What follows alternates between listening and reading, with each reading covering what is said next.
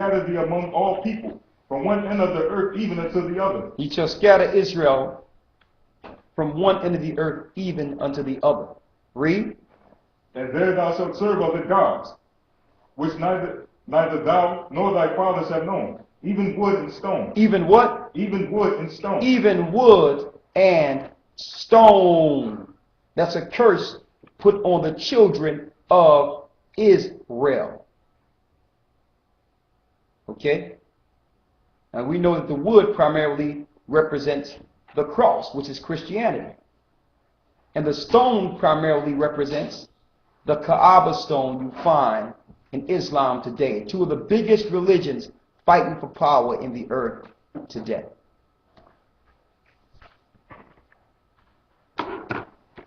I have a picture of the Kaaba stone. Let me see if I can get a bigger picture out of here.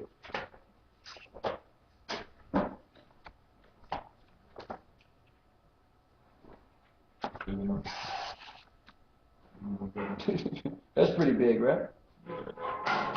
What supposedly happened at the Kaaba stone? Was there a prophet supposedly? We're going to give you the whole thing. What they teach you, what they say to get you to believe that it's a sacred place. We're going to give you the whole thing. Oh, yeah. Because they have good stories, like I said. They can give you the highlights without letting you know the true origin of it. We're going to show you what's really in the rock. You may see this in your restaurants or whatnot. Right? See these people? Right? I want to read something about the Kaaba. All right? I want you to read this for me here. Right here. Right there where it says, we actually got this out of an encyclopedia on the Kaaba. All right? The same information I read parallels this book, so it's fine. Read that. One of the 5 pillars of Islam requires every capable Muslim to perform the Hajj, pilgrimage, at least once in their lifetime. Multiple parts of the Hajj require pilgrims to walk several times around the Kaaba in a counterclockwise direction. So they have to walk counterclockwise around the Kaaba. Read. This circumambulation, the Tawaf, is also performed by Muslims during the Umrah, thus a pilgrimage. Go down here, which is right. Yeah, go ahead. Finish reading right there. However, the most dramatic times are during the Hajj, when 2 million pilgrims simultaneously gather to the circle the building on the same day. 2 million people go to the building on the same day, what they call Hajj. And do what? Gather to circle the building on the same day. Go ahead. Now, I want you to give me that real quick.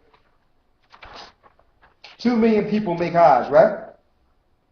Now, on one day, you might wonder, well,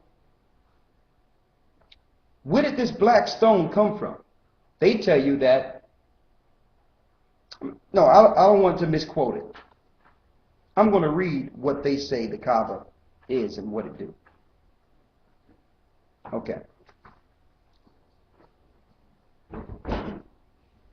I need you to read right here where it says, before Islam.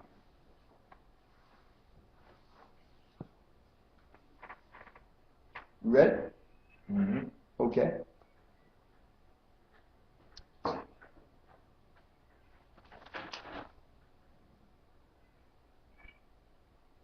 Read that. Right at the bottom. Before Islam. As little is known of the history of the Kaaba, there are various opinions regarding its information and significance. See that? It said there's little known about the Kaaba before Islam.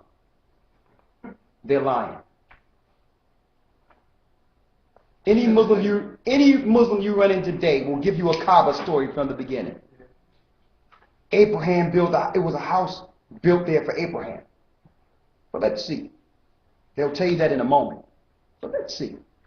Don't try to bring Abraham into this. Let me read, and the reference is, according to Karen Armstrong, a book on Islam, a short history.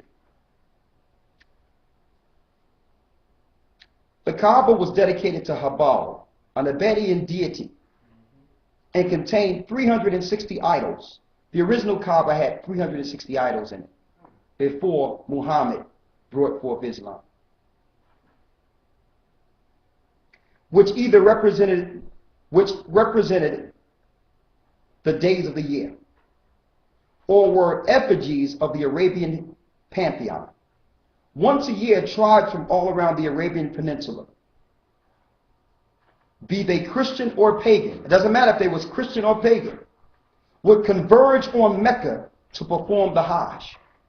So before Islam, Christians and pagans, I'm talking about Christians that converted, that was dealing with the paganism Christianity. You're going to see there's no difference.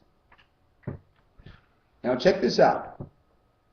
The Kaaba was thought to be the center of the world with the gate of heaven directly above it. The Kaaba marked the location where the sacred world intersected with the profane. And the embedded black stone was a further symbol of this, as a meteorite that had fallen from sky and linked heaven and earth.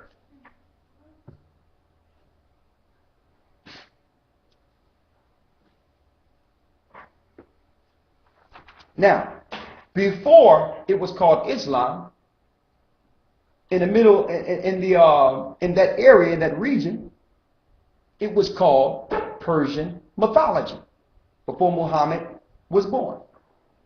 A matter of fact, Muhammad's parents were priests in Persian mythology. Okay?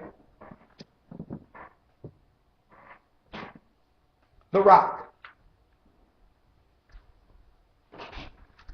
There's an entrance to the rock.